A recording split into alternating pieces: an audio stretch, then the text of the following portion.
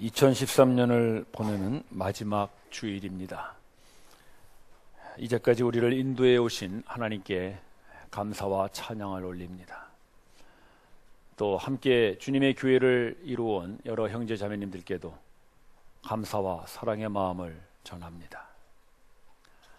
우리는 언제나 이맘때가 되면은 한 해를 돌아보면서 아쉽다, 후회된다, 그런 미련이 남기 마련입니다. 그러나 과연 우리는 이 한 해를 하나님께서 우리를 어떻게 인도해 오셨는가를 잘 보면 이 한 해를 보내는 우리의 마음이 꼭 그렇게 후회스럽거나 미련으로 남지만은 않습니다. 오늘 저는 이 시편 23편을 여러분들과 함께 나누면서 지난 한 해 하나님께서 우리를 어떻게 인도해 오셨는가를 우리의 눈에 보이지는 않지만 말씀으로 다시 한번 확인하기를 바랍니다. 그래서 이제 이틀만 있으면은 금년이 다 가는데 이 금년을 보내는 우리들의 마음이 서운함보다는 감사로, 미련보다는 새해를 향한 기대로 차오르는 그런 시간이 되기를 바랍니다. 시편 23편은 마치 이스라엘의 역사를 하나의 시로 적은 것과 같습니다. 이스라엘의 역사라는 것은 우리가 보고 있는 구약 성경의 흐름이라고 볼 수가 있는데, 이 구약 성경의 흐름은 곧 영적인 이스라엘인 우리 성도들의 인생 여정이라고도 할 수 있습니다. 따라서 이 한 편의 시는 이스라엘의 역사인 동시에 우리 모든 성도의 신앙의 여정을 그리고 있습니다. 여러분들은 오늘 과연 이 신앙의 여정 중에 어느 자리에 서 있는지 확인하시고 그 자리에서 하나님을 경배하기를 바랍니다. 1절 보시죠. 여호와는 나의 목자시니. 이스라엘의 역사는 아브라함으로부터 시작된다고 볼 수가 있습니다. 아브라함은 하나님을 알지도 못했던 사람이죠. 이방인이었습니다. 우상을 섬기는 곳에 살던 사람이었습니다. 그러던 어느 날 하나님께서 아브라함을 먼저 찾아오십니다. 그러면서 내가 너의 하나님이 되어주겠다 말씀하십니다. 너를 축복하는 자를 내가 복을 주고 너를 저주하는 자를 내가 저주하리라 하면서 하나님이 아브라함에게 약속을 먼저 하십니다. 일방적 약속이라는 것이죠. 따라서 여호와는 나의 목자신이라는 것은 내가 여호와를 나의 목자로 삼았습니다, 그런 뜻이 아니라 하나님이 나를 그의 양으로 삼아 주셨습니다라는 고백입니다.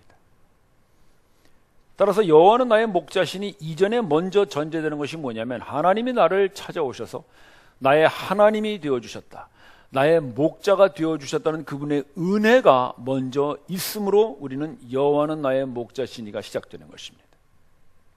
그것이 이스라엘의 역사였습니다. 우리의 신앙의 여정도 그런 것입니다. 우리가 어떻게 하나님을 믿고 여호와는 나의 목자라고 고백하는 사람이 됐는가? 그것은 우리가 하나님을 나의 목자로 택한 것이 아니라 하나님이 여러분들을 하나님의 백성들로 택하셨음을 감사하십시오. 그래서 은혜가 먼저 오는 것입니다. 우리가 은혜로 말미암아 믿음으로 구원을 얻었나니, 에베소서 2장 8절 말씀입니다. 믿음 전에 은혜가 먼저 오는 것입니다. 은혜로 말미암아 우리가 믿음을 갖게 되는 것이죠. 따라서 여호와는 나의 목자신이라는 우리의 믿음의 고백 이전에 하나님의 은혜가 있습니다. 은혜가 먼저 오므로 말미암아 그 은혜에 대한 반응이 우리의 믿음입니다.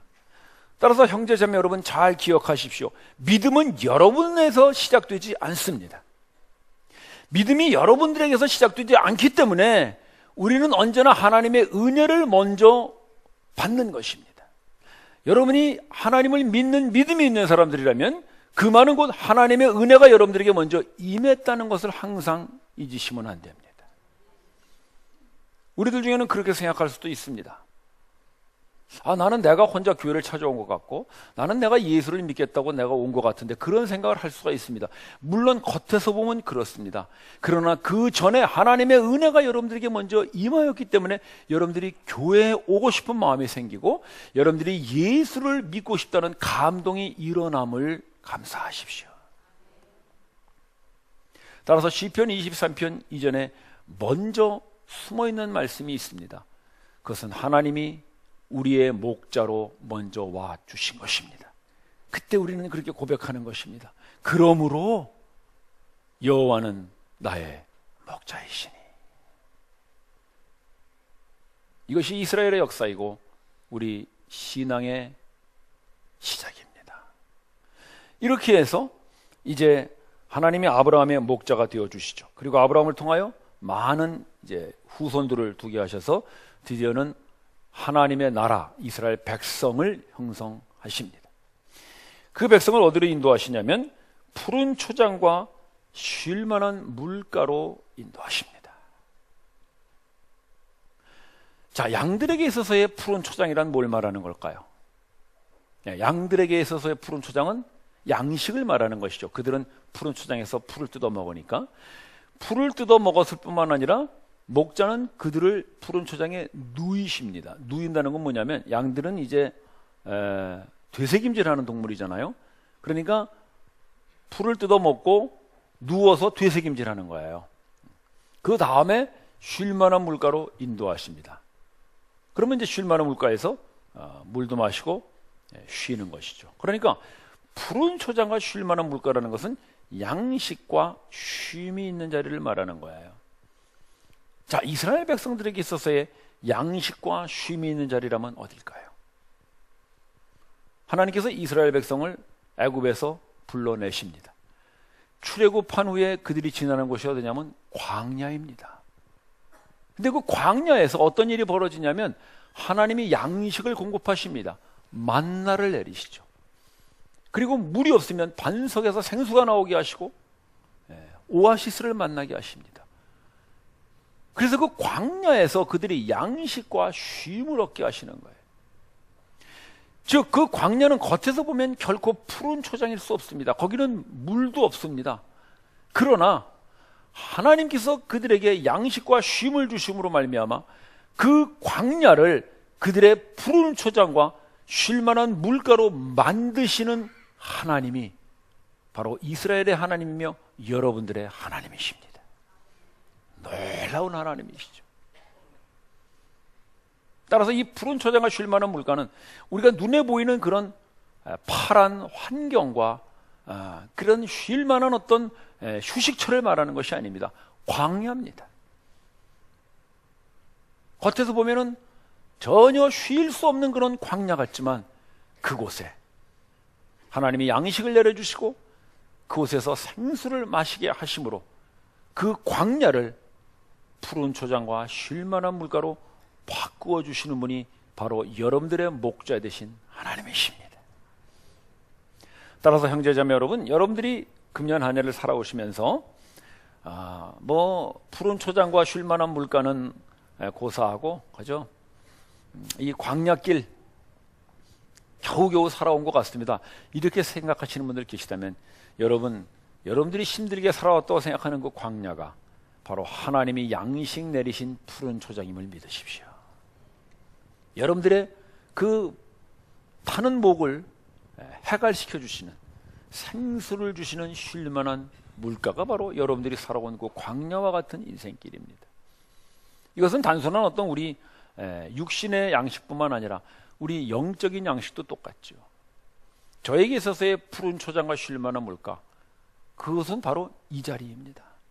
저는 새벽마다 이 자리에서 하나님이 공급하시는 그 영적인 양식으로 배불립니다. 그분이 나의 영적인 고갈을 해소시켜 주시는 그 생수와 같은 말씀으로 나를 촉촉히 적셔주십니다.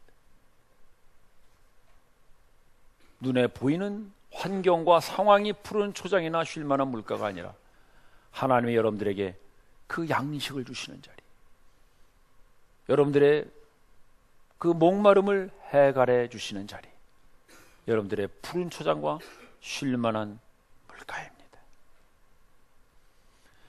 그렇게 해서 이 푸른 초장과 쉴 만한 물가를 쭉 거쳐 이제 이들이 오는 것이 3절입니다.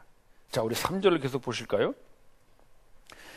나의 영혼을 소생시키시고, 3절이 이렇게 시작되는데, 자, 소생시키신다는 말은 살리신다는 말이잖아요. 다시 회복시키신다는 말이죠. 다시 살린다, 다시 일으키신다라는 말은 그 앞에 무엇가 전제되어 있는 걸까요? 죽어 있다 또는 주저앉아 있다, 그런 뜻이 전제되어 있는 거잖아요. 지금 푸른 초장과 쉴만한 물가와 같은 그 하나님의 만나와 생수를 먹고 광야를 지나온 이스라엘 백성들이 어디에서 그렇게 죽었고 또 주저앉아 있는 것일까요? 이 구약의 역사를 보면 이스라엘 백성들이 그 광야길을 지나서 이제 가나안에 들어가기 직전, 그 가데스 바네아라는 곳에 그 사람들이 도착하죠. 거기에서 모세가 그 가나안 땅을 정탐하도록 12명의 스파이를 보냅니다. 이 사람들이 쫙 그 가나안 땅을 탐지하고 돌아와서 모세에게 보고를 하는데 12명 중에 10명이 뭐라고 보고하냐면, 모세요, 우리가 들어가 보니까 거기는 정말 하나님이 말씀하신 대로 젖과 꿀이 흐르는 좋은 땅은 맞긴 맞는데 우리는 거기 못 들어갈 것 같습니다. 그래요. 아니 왜 그러나? 그러니까 그 땅에 있는 원주민들은 그냥 거인과 같이 이렇게 건장한 사람들이고, 거기에 비해서 우리는 오합지졸들, 애굽에서 노예 생활이나 하다 온 사람들이니까 메뚜기 떼 같습니다. 그러면서 아주 낙심을 합니다. 그리고는 우리는 이제 저 가나안 땅에 못 들어가니까 다시 애굽으로 돌아가야 되겠습니다. 이러고 거기서 모세에게 보고를 합니다.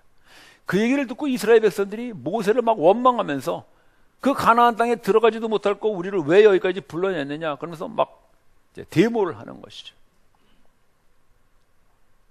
즉 그들이 죽었다는 것은 그 가나안 땅 앞에서 하나님을 의뢰하지 못하고 자기들의 신세를 보고 신세 타령하면서 주저앉아 있는 것, 그것이 죽어있는 상태나 마찬가지라는 것이죠.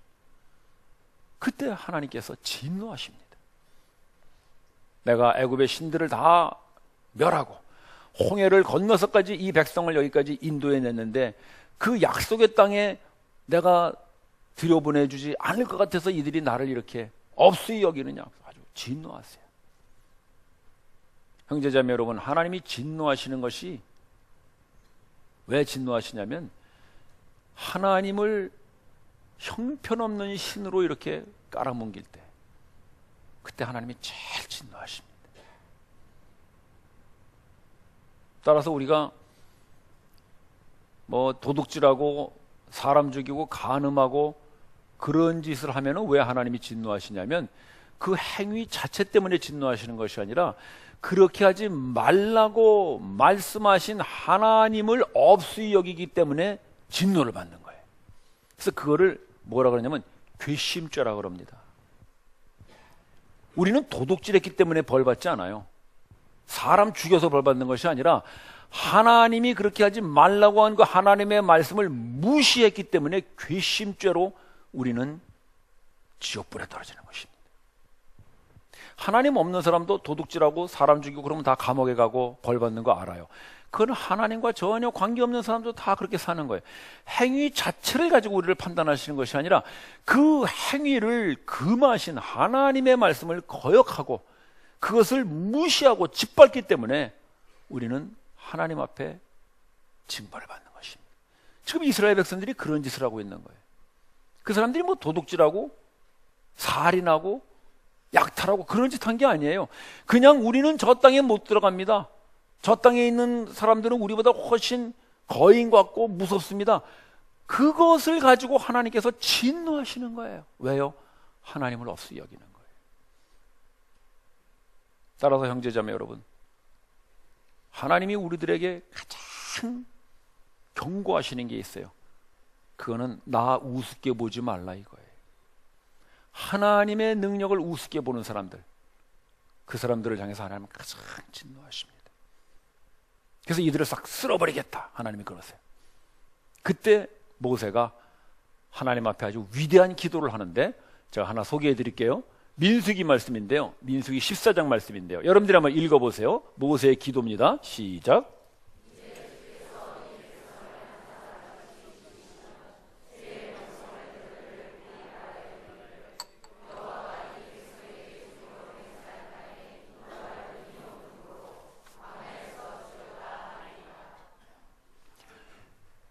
모세가 이제 하나님 앞에 그렇게 기도하는 거예요. 좋습니다. 죽이려면 다 죽이십시오. 그러나 이 백성 다 죽이시면 하나님을 아는 이 열방의 사람들이 저 하나님이라는 신이 이스라엘 백성은 이 백성을 애굽에서 구해내기는 했지만 약속의 땅에는 들어가게 할 능력이 없는 신이라서 다 죽였구나라고 하나님 망신 당할 테니 죽이려면 죽이십시오. 이런 기도를 하는 거예요. 이 말씀이 바로 이 3절 말씀이에요. 보실까요? 내 영혼을 소생시키시고 그렇게 영적으로 죽어있고 하나님을 거부하고 하나님을 불신앙하는 그들을 하나님이 다시 소생시키세요. 다시 회복시키세요. 왜 회복시키시냐면 내 영혼을 소생시키시고 그의 이름을 위하여 그들을 소생시키셔서 의의 길로 인도하시는 거예요. 따라서 이스라엘 백성을 다시 일으키시는 이유는 그 백성이 불쌍해서가 아니라 하나님의 그 명예와 이름을 위하여 하나님은 그들을 다시 일으키십니다. 이게 우리의 구원입니다, 여러분. 하나님이 우리를 왜 구원하시느냐? 우리가 불쌍하다. 이놈들 참 안 됐구나. 그래서 우리를 동정해서 구원하시는 것이 아니라 하나님께서 그 아들 예수 그리스도를 이 땅에 보내셔서 누구든지 저를 믿는 자마다 멸망치 않고 영생을 얻게 하시겠다는 하나님의 약속을 이루기 위하여 여러분들을 구원하실 수밖에 없는 하나님이심을 믿으십시오. 그래서 우리 구원의 확신은 우리에게 있지 않아요. 우린 자꾸 내 모습에서 나의 구원의 근거를 찾아보려고 그래요. 그래서 그런 분들 많이 있죠. 제 꼬라지에 무슨 구원이 있습니까? 그렇지, 당신 꼬라지에 무슨 구원이야. 맞지. 근데 그런 얘기 하는 사람은 대개 자기는 좀 괜찮으니까 은근히 그걸 이렇게 싹 겸손이라는 이름으로 싹 감싸면서 아이고 제 주제에 뭘 하겠어요. 그래 네 주제에 뭘 하겠어. 맞지. 그런 얘기를 하는 거예요. 근데 그렇게 얘기하면 또 기분 나빠요. 그러니까 참 이게 이상해. 제 꼬라지에 뭘 하겠어요. 근데 그래 당신 꼬라지에 뭘 하겠어. 그러면 또 기분 나빠하면서 말은 또 제가 뭘 하겠어 또 이런단 말이지. 그런데 왜 그러냐면 여전히 내 속에 구원의 근거가 있다는 걸 생각하기 때문에 그런 거예요. 또 이걸 조금 바꿔서 생각하면 다른 사람하고 좀 비교해요. 저 사람 뭐라고 해도 내가 좀 낫지. 그러니까 내가 이제 그런 일을 해야지. 내가 그 정도 인정을 받아야지. 라고 하면서 은근히 그 사람하고 비교해서 내가 좀 낫다는 것이 하나님이 나를 구원하시는 구원의 근거로 자꾸 삼는 것이죠. 여러분, 성경은 그렇게 말하지 않아요. 하나님께서 여러분들을 구원하시는 이유는 오로지 그 이름을 위하여 여러분들을 구원하시는 하나님이심을 믿으십시오. 따라서 우리의 구원의 근거는 하나님의 이름에 있는 것입니다. 그분의 명예에 있는 거예요. 그래서 저를 믿는 자마다 멸망치 않고 영생을 얻게 하시겠다고 하신 하나님의 이름을 걸고 약속하셨기 때문에 여러분들이 좀 꼴 보기 싫어도 예수를 믿는 여러분들을 하나님은 구원하실 수밖에 없는 그 이름의 명예를 지키시는 하나님이신 줄을 믿으십시오. 할렐루야. 기분 좋죠, 여러분? 네. 참 기분 좋아요. 얼마나 기분이 좋은지 모르겠어요. 왜? 나 때문에 구원하시는 것이 아니라 내가 믿는 예수 때문에, 그 예수에게 걸어놓으신 그분의 이름의 명예 때문에 나를 구원하실 수밖에 없는 하나님, 영영 주겠지요. 그게 믿음이에요, 여러분. 그게. 모세가 그 기도를 하는 거예요. 죽이려면 죽이십시오. 그러나 하나님의 이름에 손상이 갈 것입니다. 여러분, 예수님이 우리들에게 이 믿음의 보증을 해주신 거예요. 예수님이 십자가에 죽으셨어요. 왜 죽으셨어요? 여러분들을 구원하기 위하여 예수님이 죽으셨어요. 그런데 그 예수의 죽음이 나를 위한 죽음이라는 것을 믿는 여러분들을 하나님이 구원하지 못하면 예수님의 죽음은 어떤 죽음이 돼요? 헛된 죽음이 되고 말아요. 하나님은 자기의 독생자의 죽음을 그렇게 헛되게 하지 않으세요. 그분의 죽음을, 영광스러운 죽음을 만드시기 위해서라도 드디어는 그 예수의 십자가를 믿는 우리들을 기필코 구원하고 마실 하나님이심을 믿으십시오. 강조를 하니까 휘파람 소리가 막 나오는구나. 믿으십시오. 그게 믿음인 거예요, 여러분. 따라서 우리의 믿음은 하나님의 이름에 있어요. 하나님의 명예에 있어요. 지금 하나님 웃으시는 거 여러분 보이시죠? 그거예요, 여러분. 너희들이 나를 알아주는구나. 너희들이 내 명예가 얼마나 소중한지를 아는구나. 형제자매 여러분, 이제 우리 하나님 앞에 나올 때 주눅들어 나오지 마시고, 하나님, 내 꼬라지로서는 당장에 하나님 앞에 진노받아 마땅하지만 나를 구원하시겠다고 보내신 예수 그리스도, 그분에게 걸어놓으신 주님의 명예 때문에 나를 구원하고 마실 하나님이심을 믿고 제가 오늘도 당당히 나왔습니다, 할렐루야 하는 여러분들의 살아있는 생명의 예배가 되기를 바랍니다. 그래, 그의 이름을 위하여 하나님이 우리를 구원하세요. 그 구원을 뭐라 그랬어요? 의의 길로 인도하신다는 것이죠. 그럼 하나님이 우리를 구원하시는 그 의의 길이 도대체 뭐겠어요? 그게 4절 말씀이에요. 자, 4절 계속 볼까요? 4절 여러분들이 한번 읽어보세요. 시작.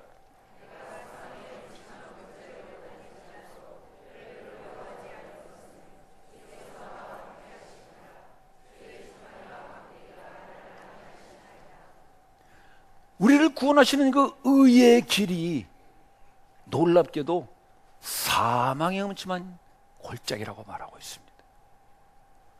이스라엘 백성들이 이제 그런 열 정탐꾼의 보고를 듣고 막 탄식하고 있을 때 모세의 기도를 듣고 하나님께서 그들을 용서하시죠. 그런데 그냥 가나안 땅에 넣어주시질 않고 40년을 그 광야를 방황하게 하세요. 그 40년 후에 이제 가나안에 넣잖아요. 그 40년의 광야 생활이 바로 이 사망의 음침한 골짜기예요. 이스라엘 백성들이 처음 애굽에서 빠져나와가지고 가나안 갈 때까지는 어땠을까요? 푸른 초장과 쉴 만한 물가죠. 그들에게는 희망이 있어요. 기대가 있어요. 아, 우리가 이제 저 약속의 땅에 들어가서 우리가 이제 정착할 것이다, 막 그런 마음이 있었겠죠. 그러나 이제 거기를 들어가지 못하고 40년을 헤매는 그 시간은 어떨까요? 희망이 없어요. 언제 들어갈지도 몰라요. 1세대들은 다 죽어가고 있어요.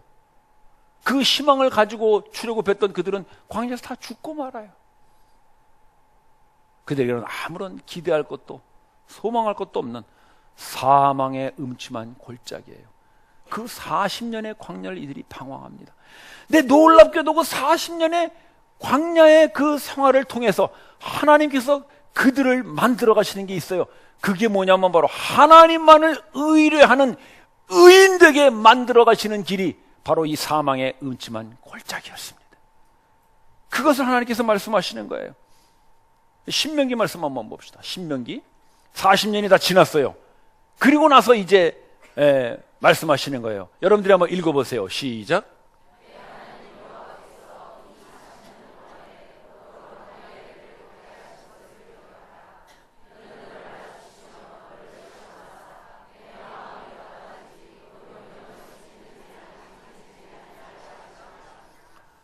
사십 년이 다 지난 다음에 다시 그 가데스 바네아 그곳을 지나서 이제 모압에 도착했어요. 이제 가나안에 들어가기 직전에 하나님께서 모세를 통하여 그 백성에게 그렇게 말씀하세요. 너희들 40년 동안 그 사망의 음침한 골짜기를 다니게 한 이유가 뭔지 알겠느냐? 뭐라 그랬어요? 너희를 낮추시고 겸손하게 하셨다는 것이죠. 그래서 이 이스라엘 백성들이 그 다음에는 겸손하여져서 오로지 하나님 외에는 의뢰할 분이 없구나라고 하는 믿음을 갖게 돼요. 여러분, 똑같은 광야였어요. 그러나 앞에 푸른 초장과 쉴 만한 물가를 거친 그 광야는 어땠어요? 불신앙이었어요. 그 푸른 초장과 쉴 만한 물가에서 하나님이 양식을 주시고 쉬게 해주신 그 광야를 지난 그들의 결과는 하나님이 우리를 가나안에 들어가게 하지 못할 거야 라고 하는 그런 하나님을 없이 여기는 불신앙으로 끝나고 말았어요. 형제 자매 여러분, 그게 우리의 신앙이 아닌가요? 우리가 하나님께서 양식 주시고 쉴 만한 휴식을 주시고 그럼 우리의 신앙이 좋아지든가요? 천만의 말씀은요, 배부르고 등 따시면 다 불신앙으로 가는 거예요. 그게 우리의 모습이에요. 그러나 우리가 사망의 음침한 골짜기를 지나가요. 두려움이 있고요, 위협이 있고요, 어둠이 있고요, 공포가 있고요, 위험이 있어요. 그러면 어떻게 돼요? 우리는 더욱더 하나님만을 의뢰할 수밖에 없어요. 그게 바로 낮추시고예요. 그래서 끊임없이 우리는 하나님만을 바라볼 수밖에 없는 사람 된 것, 그것이 바로 의인 되어짐을 믿으십시오. 그래서 의인이란 점 무엇입니까? 착한 사람입니까? 좋은 사람입니까? 무슨 선한 사람입니까? 아닙니다. 성경이 말하는 의인은 무엇입니까? 나의 의인은 뭐로 살아요? 믿음으로 살리라 할 것이니라. 즉 하나님만을 믿는 사람이 의인이에요. 착한 사람이 아니고, 좋은 사람 아니고, 선한 사람 아니고, 남 도와주는 사람 아니고, 하나님만을 믿는 사람, 나의 의인은 믿음으로 말미암아 살리라. 그 믿음으로 사는 사람이 의인이에요. 그 의인은 어떻게 돼요? 하나님만을 의뢰 할 수밖에 없는 사망의 음침한 골짜기를 다닐 때 그들은 의인이 되는 거예요. 그래서 사망의 음침한 골짜기는 절망과 좌절의 자리가 아니라 바로 믿음으로 살아가는 의인의 길임을 믿으십시오. 그래서 하나님은 우리를 의인이라 불러주셨을 뿐만 아니라 이제는 실제로 의인 되게 하시는 하나님이세요. 그것이 바로 사망의 음침한 골짜기. 나는 많은 형제 자매들을 만나면서 그들의 신앙 고백이 결코 푸른 초장과 쉴 만한 물가에서 나오질 않는다는 걸 알아요. 거기서는 그냥 다 신앙이 있는 것 같아요. 배부르고 등 따시면 다 하나님을 믿는 것 같아요. 그러나 정말 이 사람이 하나님을 믿는 사람인가는 사망의 음침한 골짜기를 지날 때 알게 돼요. 하나님이 그걸 우리에게 깨우치게 하세요. 그래서 여기에 우리를 낮추시고 시험하사라 그랬죠. 이 시험이라는 것은 하나님이 이 사람이 그런가 아닌가 한번 테스트해보자 그런 뜻이 아니라 내 스스로가 하나님만을 믿고 사는 의인이군요 라는 것을 입증시켜 주시겠다는 것이 시험한다는 말이에요. 로마서 5장 그 말씀이 있죠. 환난은 인내를, 인내는 연단을, 연단은 소망을 이루려 함이라. 그 연단이라는 말이 입증이라는 말이에요. 환난을 겪을 때 우리는 인내해요. 그래서 하나님만을 바라봐요. 그때 우리는 연단돼요. 연단이라는 것이 내가 정말 하나님만을 믿는 사람이군요 라는 것을 내 스스로가 입증하게 해요. 누가? 하나님께서 그렇게 네가 하나님만을 믿는 사람이라는 것을 알려주세요. 입증해 주세요. 그게 바로 이 시험이에요. 며칠 전에도 제가 저희 교회 암투병하는 어느 자매님을 만났어요. 그 자매님이 그런 고백을 하셔요. 그 암투병 하시는 분들이 모여있는 이제 그런 요양소에 가 계셨다가 오셨는데 거기에 모인 사람들 항암 치료하느라고 다 머리 빠지고 참 힘든 분들이죠.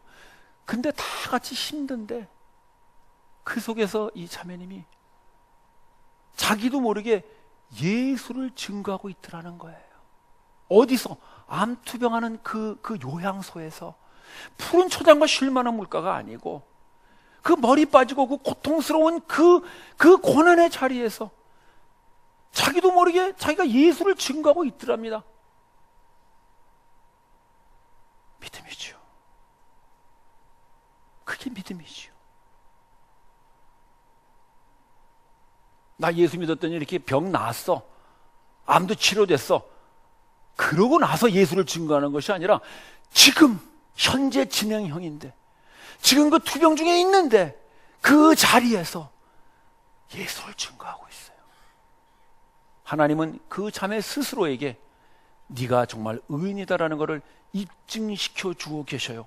그 자리가 바로 의인의 길이에요. 제가 미국에 있을 때 아주 가까운 형제가 있었어요. 근데 미국에 사는데 영주권이 굉장히 중요하거든요. 애들 공부시키는데도 많이 중요하고 그래서. 근데 이분이 영주권을 위해서 그렇게 기도하고 신청을 하고 했는데 안 됐어요. 안 되면 한국 돌아와야죠. 불법 체류가 되니까. 너무나 고민하더라고요. 그래서 저하고 이렇게 얘기를 하는데 마지막에 그런 얘기를 하시는 거예요. 그런데요, 목사님.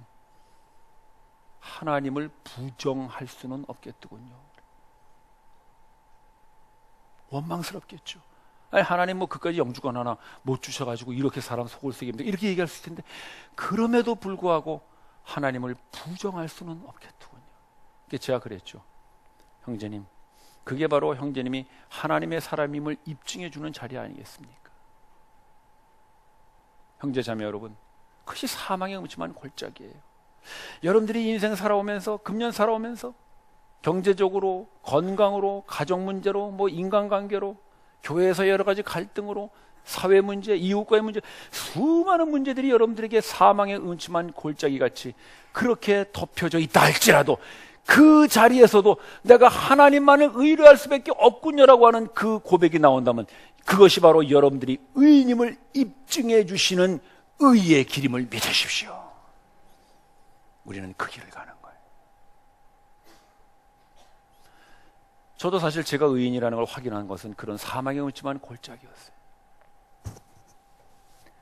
제가 미국에서 공부할 때 경제적으로 많이 어려웠었거든요. 제 아내가 뷰티 서플라이라고 그 흑인들 가발 파는 그런 샵에서 일을 하고요.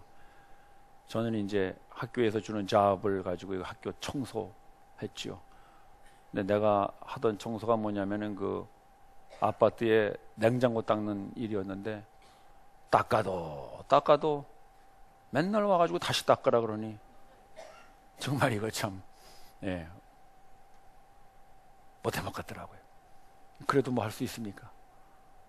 그러던 중에 이제 한 번은 헌금을 하게 됐는데 그 미국에서는 이렇게 한 달에 한 번씩 통주서가 오죠. 뭐 얼마 썼고 얼마 남았고 하는 게 매달 오는데 이렇게 다 받아보니까 정확히는 모르겠습니다. 예를 들어서 한 100불 정도 잔액이 남은 거예요. 근데 만약에 100불 이상을 쓰게 되면 이제 마이너스 통장이 되니까 은행에서 그 돈을 내주기는 하는데 대신 벌금이 붙습니다. 그래서 이거 100불밖에 없는데 헌금은 뭐 한 150불 좀 해야 되겠는데 어떻게 해야 될까 이제 여러 가지 좀 생각을 하다가 제가 마이너스 통장을 감수하고 150불을 했습니다. 근데 왜 했느냐? 제 마음속에는 은근히 기대하는 게 있었어요. 가끔 간증하는 거 들어보니까 어떤 사람이 100불밖에 없는데 150불 탁 헌금했더니 마이너스 통장이 따와가지고 벌금 내라 그럴 줄 알았더니 어떤 이름 모를 독지가가 15,000불을 탁 넣어줘가지고 그냥 통장 잔고가 확 올라갔다고 하는 간증이 있더라고요. 이야, 저의 찬스다. 나도 한번 그런 간증을 가져봐야 되겠다. 그런 마음이 조금 있긴 있었어요. 그래서 딱 150불. 이제 미국에서는 체크를 쓰니까 150불 탁 써가지고 다 헌금을 했어요. 그리고 며칠 후 정말 은행에서 편지가 왔어요. 가슴이 떨리더군요. 누가 또 15,000불을 넣었을까? 그래가지고 탁 뜯어봤어요. 쫙 열어보니까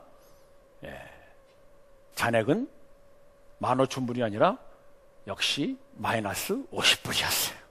그 밑에 벌금 내시오 이렇게 되어 있더라고요.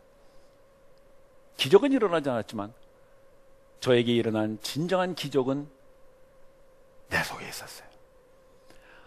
내가 비록 마이너스 통장이 되더라도 내가 하나님 앞에 헌금할 수 있는 만큼의 믿음이 있는 의인이 되었구나. 그게 저의 간증이 되었어요.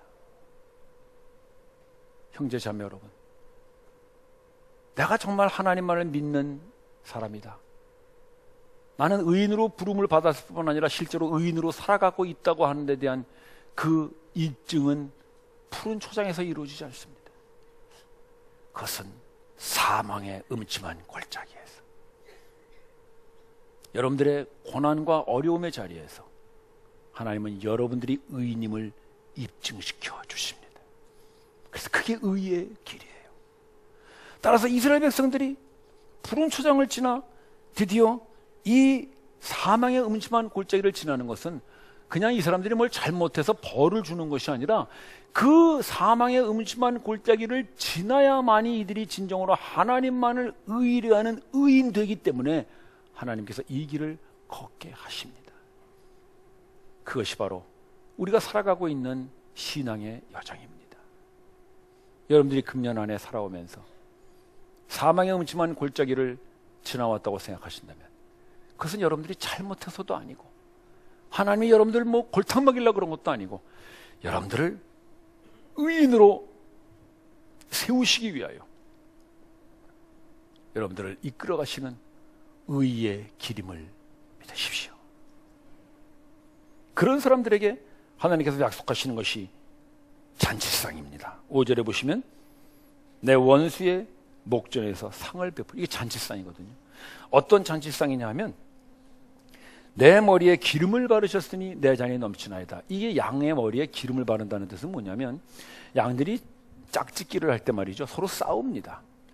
근데 서로 싸우면 막 다치고 그러잖아요. 그러니까 이 목자가 양들이 이렇게 싸울 때 서로 머리를 부딪혀 싸우니까 머리를 부딪혀도 이렇게 미끄러지도록 이 기름을 바르는 거예요. 즉 결혼 예식의 상을 말하는 것이죠. 우리가 그 사망의 음침한 골짜기를 통하여 의인되어져서 하나님만을 의라고 살아갈 때, 그때 하나님께서는 우리의 진정한 신랑 되신 그리스도와 함께 살아가는 아름다운 이런 결혼의 잔치상을 우리가 경험하게 하십니다. 그게 바로 우리의 교회이고 가정이고 여러분들의 모든 신앙의 자리인 것이죠. 따라서 그 사망의 음침한 골짜기를 통하여 하나님께서 우리에게 주시는 것은 예수님만을 우리의 신랑으로 모시고서는 그 아름다운 결혼의 생활 같은 것, 그것을 우리의 신앙생활이라고 말씀하십니다. 따라서 여러분, 신앙생활은 어떤 목적을 향하여 달려가는 그런 악전고투하는 자리가 아니라 그리스도를 신랑 삼고 살아가는 그런 행복하고 아름다운 부부생활과 같은 것이 바로 신앙생활임을 믿으십시오. 그게 바로 의인들에게 주시는 하나님의 약속이에요. 금년 한 해 여러분들이 살아오시면서 어떤 자리를 지나셨는지 여러분들 오늘 이 말씀에서 비추어 보시길 바랍니다. 나는 이제 하나님을 나의 목자로 모시게 됐습니다. 축하합니다.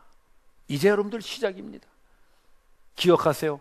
여러분들이 하나님을 찾아간 것이 아니라 하나님이 여러분들을 찾아오셔서 여러분들을 만나 주셨습니다. 그래서 여호와가 나의 목자 되어 주신 것입니다. 푸른 초장과 쉴만한 물가를 지나오신 분들 감사하십시오.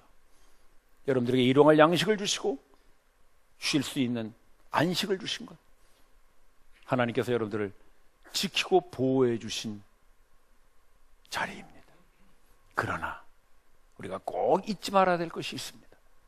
그것은 우리가 사망의 음침한 골짜기를 지나왔다 할지라도, 아니 지금 그 사망의 음침한 골짜기에 서 있다 할지라도 그 길은 하나님만을 의뢰하고 살게 하시는 하나님이 여러분들을 이끄시는 의의 길임을 잊지 마십시오. 따라서 우리가 어떤 1년을 살아왔든 간에 우리는 이 1년을 하나님께서 우리를 인도하신 감사와 만족과 충만의 한 해가 될 수밖에 없는 줄을 믿습니다. 이제 며칠 남지 않은 이 한 해를 여러분 마음속에 아쉬움이나 어떤 섭섭함이 있다면 하나님께서 여러분들을 의인되고자 이끌어 오신 길인 줄을 믿으시고 계속하여 그리스도께서 우리의 신랑 되셔서 베풀어 주시는 그 아름다운 부부 생활과 같은 신앙의 잔치에 여러분들이 계속 동참하시는 그런 다가오는 새해가 되시기를 주님의 이름으로 축원합니다. 기도드리십시다.